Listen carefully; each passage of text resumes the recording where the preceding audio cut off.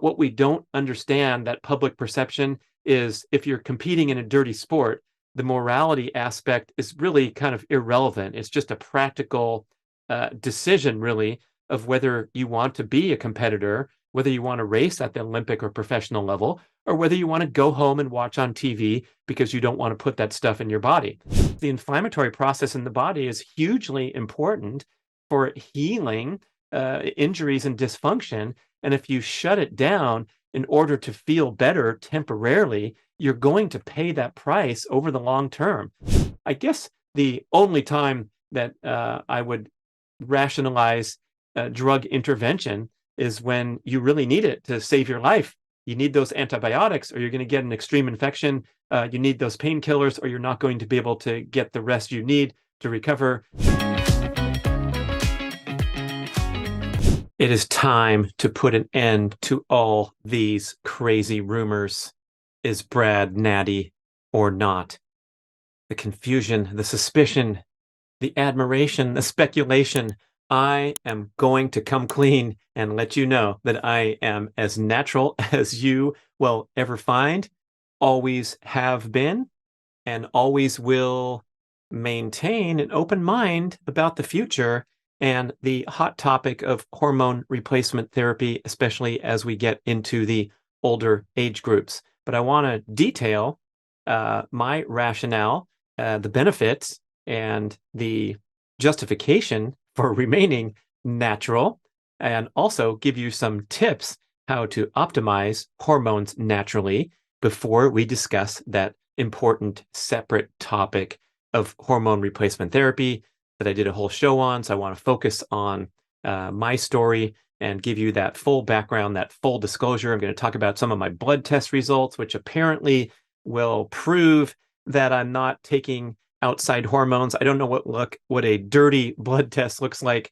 but I'm going to read some of my reports. I've been tested so many times. It's my personal hobby to monitor my male hormone status, especially. So I go in and do a full blood test occasionally, once a year, right? Complete panel, or maybe more than that, with my new relationship with Merrick Health. You can learn more about that, merrickhealth.com/Brad Kearns, and it shows the recommended profile that you can get, followed by the consultation to get everything dialed in. So I'll do that once a year, once every 6 months, maybe more frequently if I have some issues to take care of. And then I go on my own, pay a nominal amount to go get my serum testosterone, free testosterone, and sex hormone binding globulin tested frequently, because there's so much ebb and flow to male hormone levels based on lifestyle circumstances and how well you're taking care of your sleep, your training protocol, whether you're overdoing it, whether you're not doing enough exercise, and of course your diet and your overall stress levels. A hugely important point to make out of the gate is that stress hormones antagonize testosterone. So when you are in that chronically stressed state, which is so common to modern life, you are going to have trouble with your hormone status. And we're going to talk about testosterone so much. So I should also mention that for females, the estrogen dominant female still has a tremendous need to optimize testosterone levels for all the same reasons that it's the most prominent adaptive hormone for the male. So for females to build and maintain muscle mass and maintain muscle tone and have energy, focus, motivation, sex drive, these are highly dependent on optimizing one's testosterone level. Even though you might have more estrogen than testosterone, we have to keep this in the discussion. So it's really relevant for everyone to optimize the sex hormones. Let's put it that way. So on I go with my own report and my background as a clean athlete and now as a clean master's athlete. I also have to admit that I'm pretty gullible, because I totally believed that Lance Armstrong was the greatest cyclist and was clean when the rumors first started to appear in the early 2000s, before the entire sport came crashing down like a house of cards, thanks to there was police raids that happened. There was a doctor's office in Spain that was raided, and it was discovered that almost all of the top 50 ranked cyclists in the world were under his care and doping their asses off. And so all of a sudden, Lance's fervent denials and lawsuits that complaining that people were, slandering him by accusing him was all falling apart. And then soon after, the entire sport fell apart, brick by brick, as the revelation came out that it was completely dirty and has been for such a long time. And that's happened in a lot of sports like Olympic track and field back in the 80s, swimming as well, where the East Germans, the Eastern Bloc of countries were engaged in systemized doping practices, especially beneficial to the female to dose up with tons of anabolic hormones, and they were shattering the records in track and field and swimming, and it was obviously what was going on. The testing wasn't that sophisticated. The penalties weren't there in place.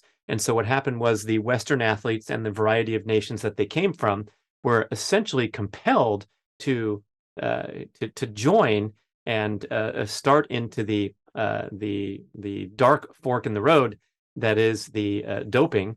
And in order to compete and stay on a level playing field, the phenomenon no more evident than in the sport of cycling, and the great book like The Secret Race by Tyler Hamilton and Daniel Coyle, talking about how you essentially could not compete at the elite level without taking the blood product EPO, which helps increase the red blood cell content in your body, delivering more oxygen to the muscles and allowing you a huge performance advantage compared to someone who is not taking EPO.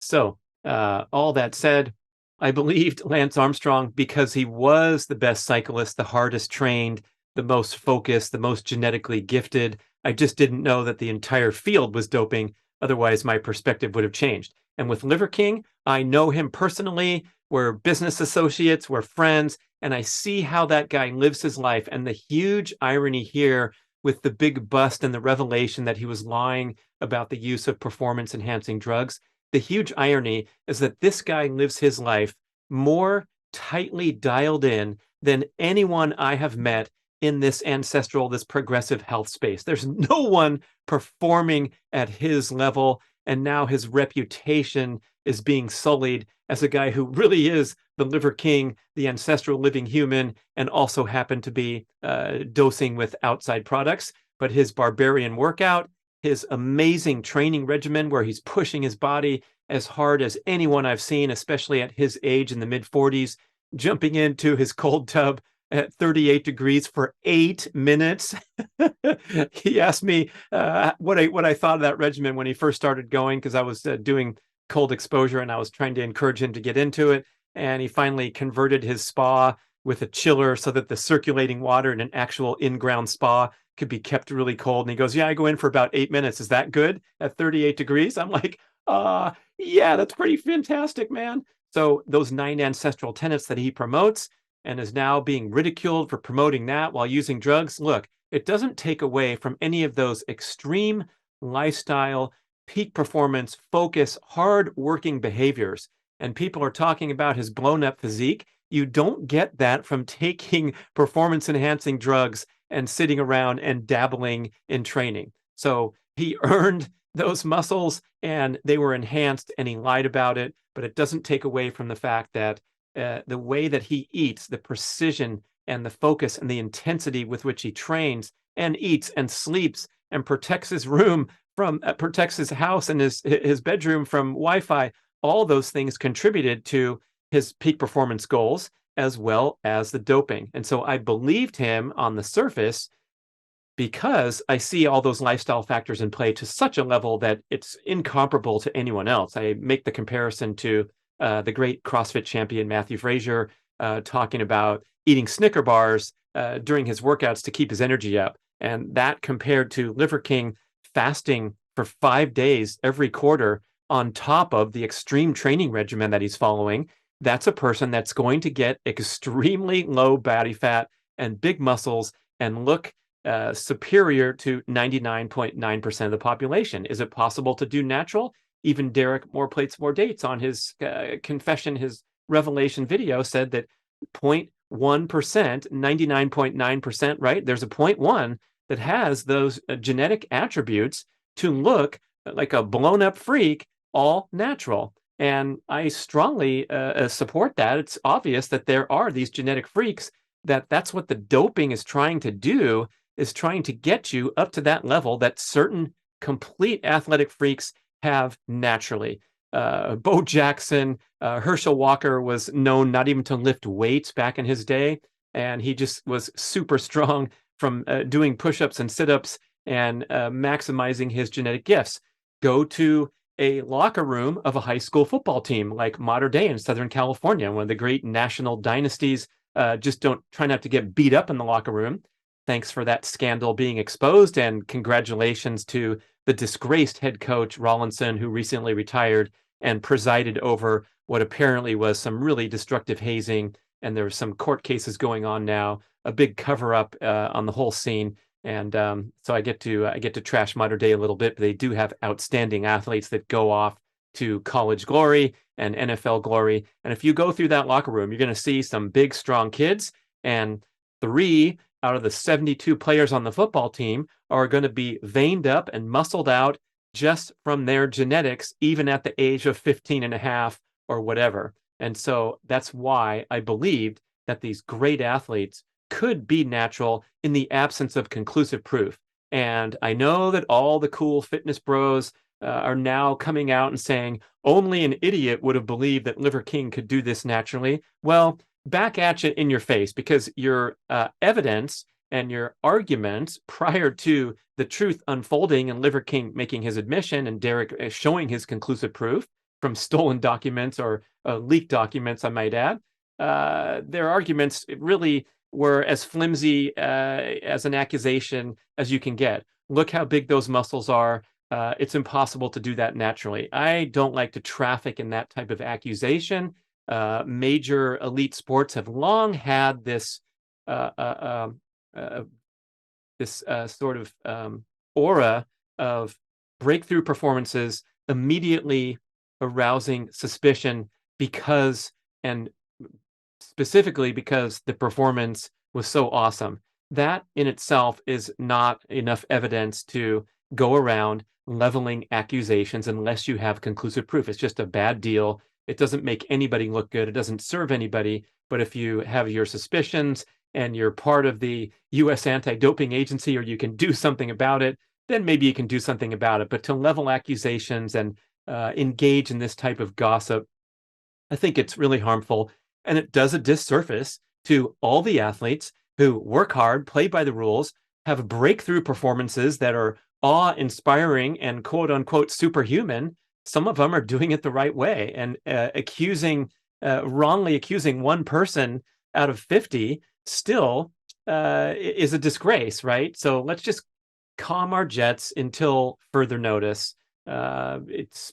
Sadly, my former podcast guest, Shelby Houlihan, American record-holding female middle distance runner, had a positive doping violation. She's currently serving a 4-year ban, and the circumstances around the case were very fishy. I believe she did not have a proper chance at justice. Her story is very compelling, very believable, but there's a certain segment of the track and field fan base that immediately cast judgment upon her and calling her a disgraceful cheater without knowing the facts and getting into it more, just because she had a positive test. So even testing positive is not entirely 100% conclusive proof that we're talking about a cheater. And if you want to learn more, please listen to my show with Shelby Houlihan. She's a really honorable competitor. Her case is very compelling. It's really sad how she did not get due process and is going to miss the big meets in the coming years.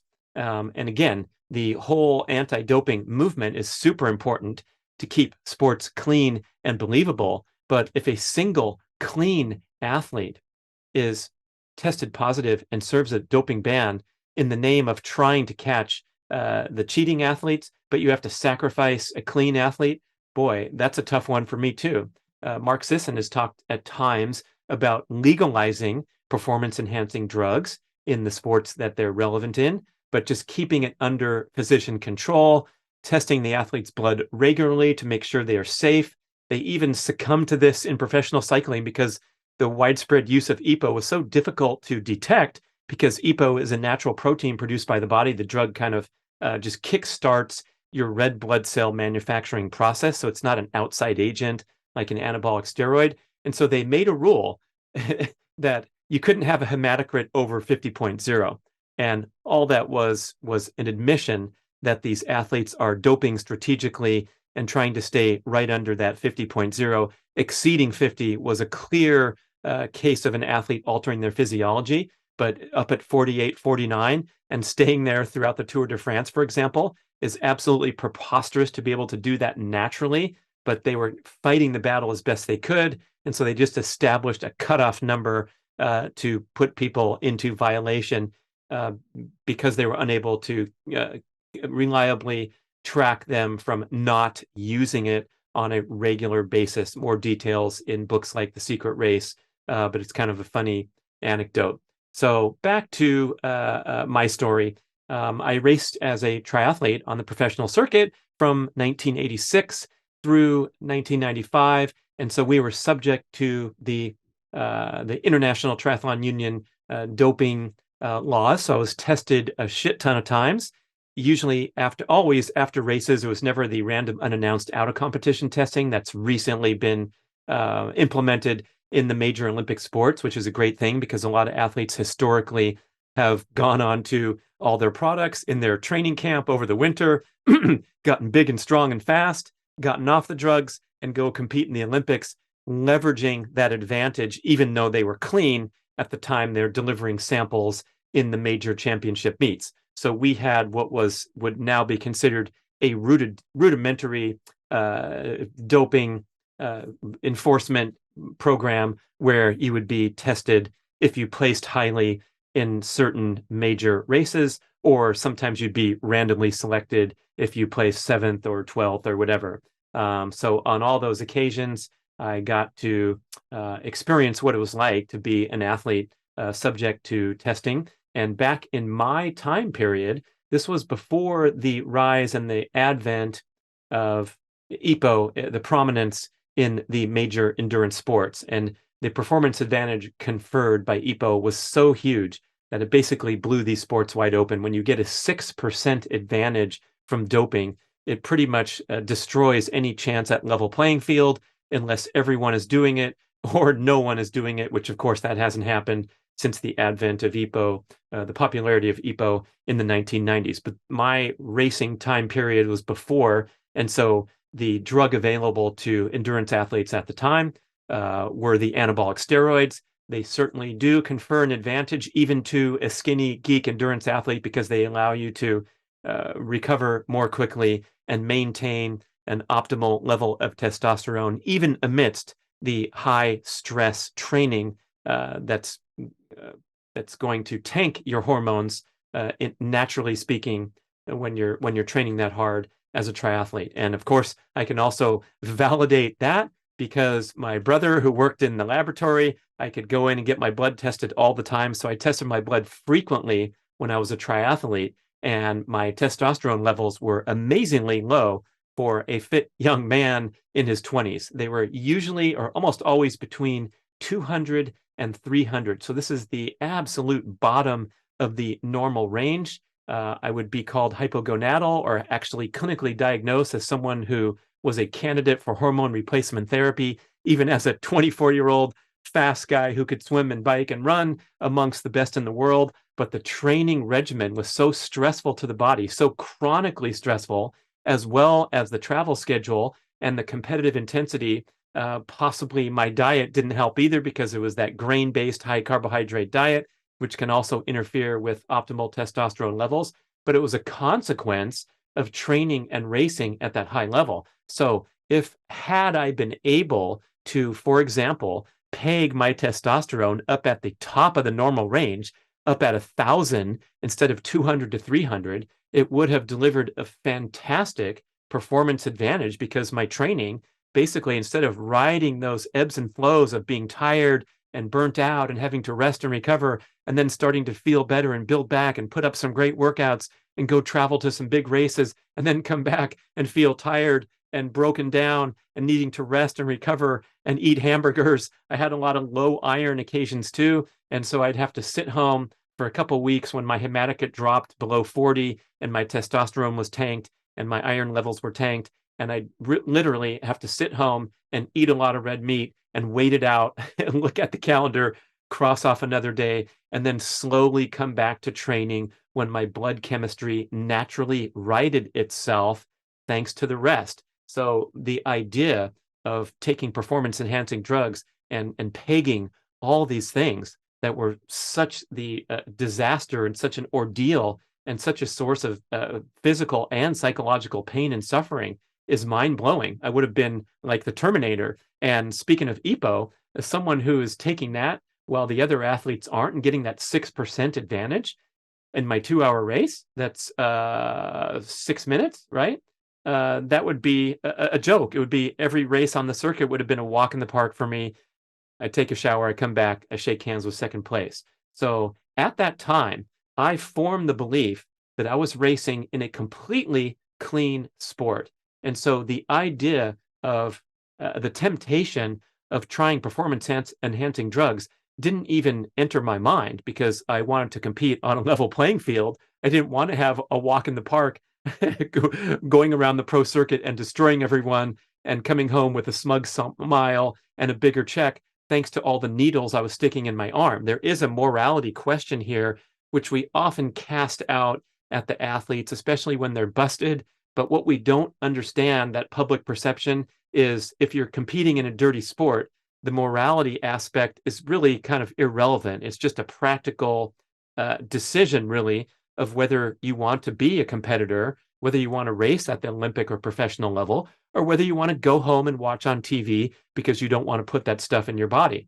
And another quip I might add on this topic is if I were doing that triathlon career all over again with the performance enhancing drugs coursing through my veins at all time, the EPO and the testosterone, it would have been vastly less stressful and destructive to my body. So people talk about the dangers of doing performance enhancing drugs. You're going to destroy your health, get cancer, and die when you're 50. That's because the bodybuilders and other extreme athletes are abusing these drugs and indeed tanking their important blood values like their inflammatory markers or their liver enzymes.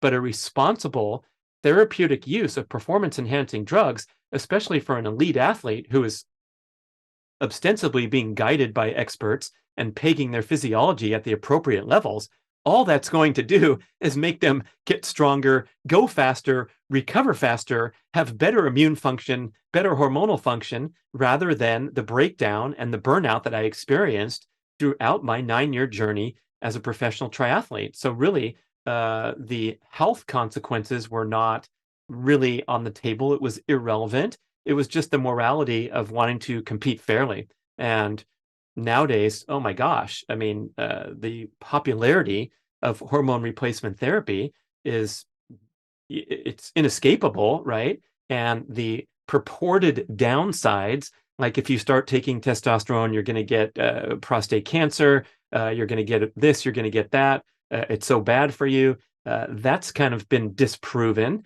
If you're not in an Olympic sport or a sport subject to the anti-doping laws, there's no morality question here that you're cheating anybody out of a gold medal. And so then it lends itself to, hey, how can I optimize my life using all the tools at my disposal with modern technology as part of that picture, as well as all the lifestyle behaviors that we can engage in to optimize. So as I said on the previous show, I have formed this rigid belief, perhaps, that I want to do everything I possibly can to be a natural human, because I believe anyway that that will give me the best long-term results, as well as increased appreciation for the process. So back when I was a professional triathlete, I took this belief to such an extreme that I even refused caffeine and I refused all anti-inflammatories, NSAIDs, right, like Advil or things that people might take for a sore back or sore legs or whatever. The caffeine, I did not want to take an artificial central nervous system stimulant that would transcend my current state of fatigue, readiness, recovery, or lack thereof. So even though I could possibly have taken 2 cups of caffeine, cranked up the heavy metal music in the garage as I got my bike together to head out for a 5-hour ride, I wanted to feel the full impact of my readiness status every single day. So if I was dragging ass and didn't feel like working out, I wanted to own that sensation rather than override it with any outside substance. And I believe that worked effectively for me to be the best that I could be and not dig those holes that oftentimes happen when you try to override the natural signaling of the body. Another example is taking a prescription or non-prescription anti-inflammatories. The inflammatory process in the body is hugely important for healing injuries and dysfunction. And if you shut it down in order to feel better temporarily, you're going to pay that price over the long term. Any sort of painkillers in that category, the cortisone shots that are so popular for plantar fasciitis, I instead dealt with an annoying and moderate to severe case of plantar fasciitis for 15 years. And I talked to people where they got a shot and they felt better in 2 days and they were sailing off into their next marathon. But I also know people who have gotten a few cortisone shots in certain joints that led to hip replacement, knee replacement, or ruptured Achilles tendon because the weakness of the area exacerbated by the shot and the breaking down that occurs in the aftermath. So again, I wanted to stick to that natural and clean path in order to be the best that I could be overall. Even today, I still live by that, right? So if I have a headache, I used to get migraine headaches frequently. My strategy is not to go looking for the nearest bottle of Advil. It's to go into a dark room, turn off the lights, get a blindfold, and sleep it off. Same with a tight or painful lower back or calves or hamstrings, whatever's going on. I'm going to sit and wait it out. And the most powerful intervention drug that I would use would be cold water exposure or sauna therapy. Now, taking this to the extreme can be a mistake in certain times. And I've learned that lesson as well, because when I went into my surgeries several years ago, I had emergency appendectomy and I had follow-up kidney surgeries for complications. And each time I decided to refuse the painkillers because I wanted to heal as naturally and quickly as possible. And the pain in the aftermath of these procedures, including putting a stent into my ureter after the uteroscope surgery so that every time I urinated, I suffered the most extreme pain you could imagine, 11 on the scale of 1 out of 10, like someone was grabbing me from behind and squeezing my kidney. I should have taken painkillers under those circumstances because it interfered with my ability to rest and recover and rejuvenate from the trauma of the surgery. Same with the appendectomy. I thought I was going to be a badass in the hospital. I lasted until late into the night after the final anesthetic wore off, and I could realize just how much pain I was in.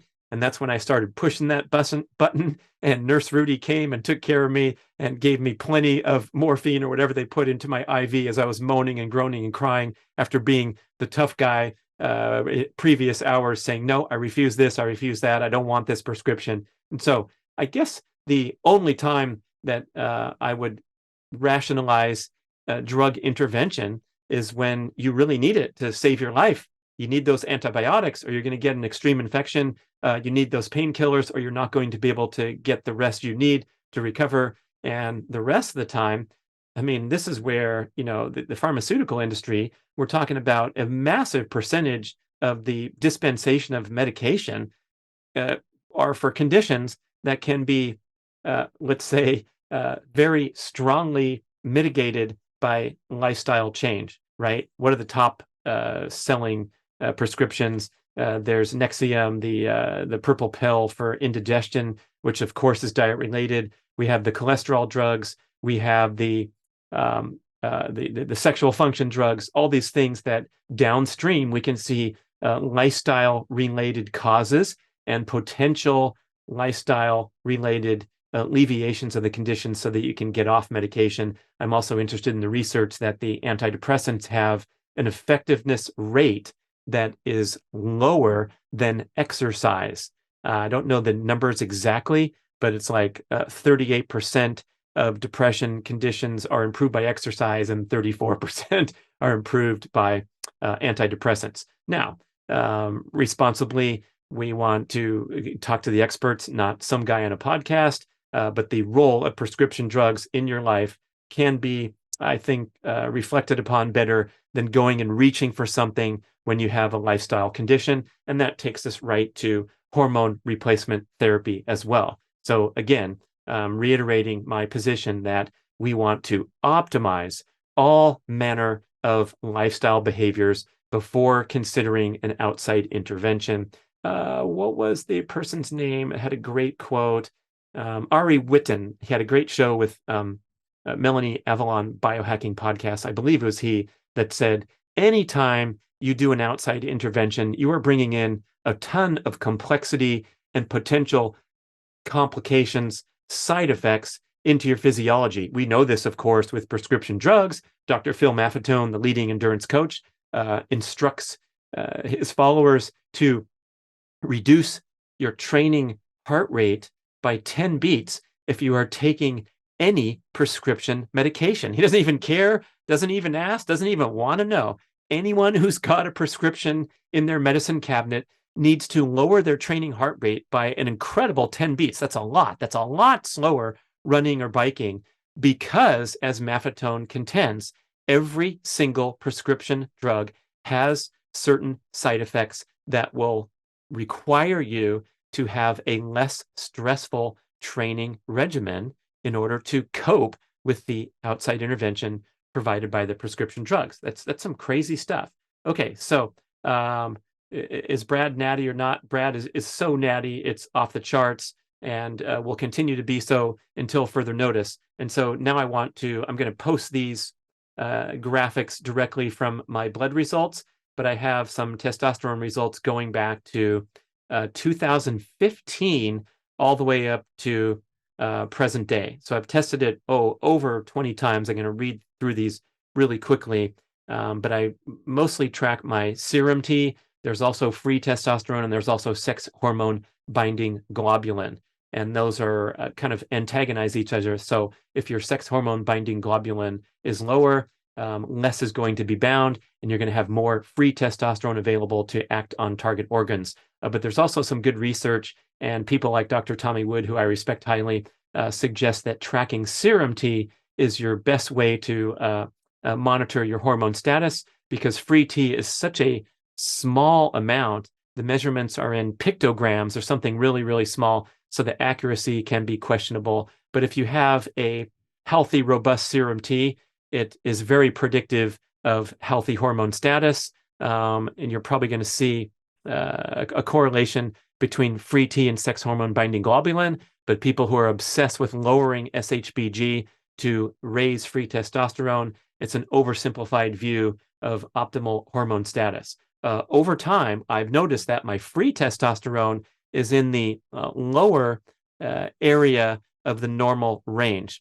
And that's likely because my SHBG is high due to a low insulin producing diet and low insulin status. My fasting insulin is very low, and so that's going to lower SHBG, but that's not necessarily a bad thing when I'm reporting good performance recovery, and especially high serum testosterone. So again, back to the rumors and suspicions. You can see me smiling if you're listening, if you're watching the video. I guess if an athlete using performance-enhancing drugs would have certain red flags on their profile that this was not natural physiology. But what I've noticed over the last 7 years with my total testosterone is a somewhat significant variation, and I'm going to blame this or place this on the variations in my lifestyle, especially my training load and how well I'm recovering from it.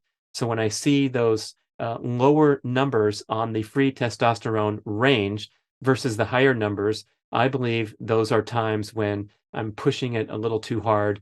Maybe I've been stressed in other ways, and so my stress scoreboard is a little higher, whether that's travel or working hard or whatever is not perfect, optimal as I would dream. And so starting back in April 2015, here's a quick bomb of my total testosterone numbers, followed by going to give you some information about the ranges and the percentiles based on age group. 682, 1012, 993, 751, and this is 15, 17, 2019. So quickly, I didn't test that often back then. So now we're in 2019. 706, 454. I believe that's the lowest I've seen in 7 years. 625, 528, 851. Now we're in 2020. 772, 723, 859, 672, 775, 577. Now we're in the year 2021. 611, 751, 659, 1008 in September of 2021. That's off the charts and a nice bump from the previous test results. And then 584, now we're in 2022, 696, 640, and I believe the last one I didn't write down is 710 or something like that. So I'm in the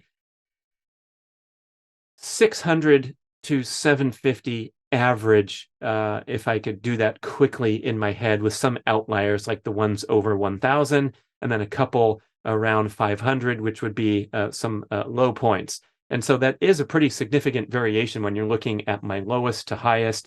And I think testosterone is highly transient, so it's nothing to worry about. It's something to be expected. And I'm glad I have such a nice, robust database of test results, because you don't want to go in there once a year on a good day, nor on a bad day, and have that be the snapshot that we're dealing with now. This is why the continuous glucose monitors are so popular. I'm so happy to partner with NutriSense, whose product I've been using for a long time, because if you go and get your fasting blood glucose done once a year, or even have the home machine, which I've also used for many years, where you're pricking your finger, you're doing that once a day if you're awesome, or a few times a week, versus a continuous reading that you can look on your smartphone and track yourself 24 hours a day. That's going to give you so much more important result than the snapshot type. So overall, my male hormone status is healthy and no complaints. Therefore, I'm not really a candidate for hormone replacement anyway, even if I was interested and begged for it. I'm sure someone would give it to me and say, yeah, we'll bump you up a little bit. But until I see that downward trend really accelerating or just chipping away, I'm in the 700s, now I'm in the 6s and 5s, then I'm in the 4s and the 3s. That's when I'm going to be alarmed and double down on my sleep habits, optimize my workout protocol, try as hard as I can to optimize, and then start looking at different options. And Marek Health is so awesome for this. So I strongly encourage you to at least visit my landing page and learn what they're all about. marekhealth.com/Brad Kearns. Or maybe it's just /Brad if you get the error message. We'll have the link in the show notes. But they will give you a personal consultation and strategize ways that you can naturally optimize your hormones, and then give you sort of a envisioned plan B if you want to go into the prescription realm and try some other things. And their focus, their specialty, is on male hormone optimization. And so the expertise level is off the charts. It's not anything like you would get from a mainstream physician who may or may not have any interest or knowledge or sensibility on what to recommend. And I know that testosterone is being widely prescribed in gel form or in injection form by family physicians all over the place that aren't necessarily expertise in it. And they're treating the symptom. So you come in with a low number. Hey, you're low. Let's give you a shot. You're going to feel better, and we're going to send you on your way. That's in the same category as any other prescription drug that's treating the symptom rather than the cause. So if you can have a responsible consultation with an expert,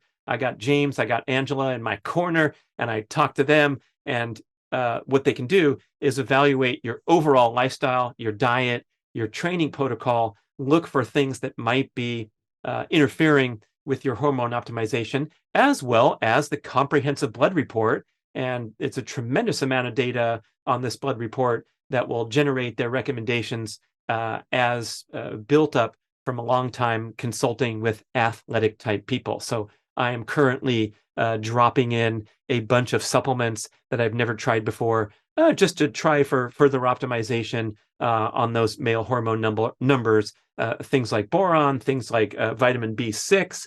What else do I have here? Magnesium, DHEA, a little bit here and there, and we will track this over time and see where we go. Oh yeah, speaking of natural, DHEA is a testosterone precursor, so that could be on the borderline. I'm not sure if that's a banned substance or not. It's an over-the-counter supplement, and anyway, I'm taking a little bit of that. We'll see what happens.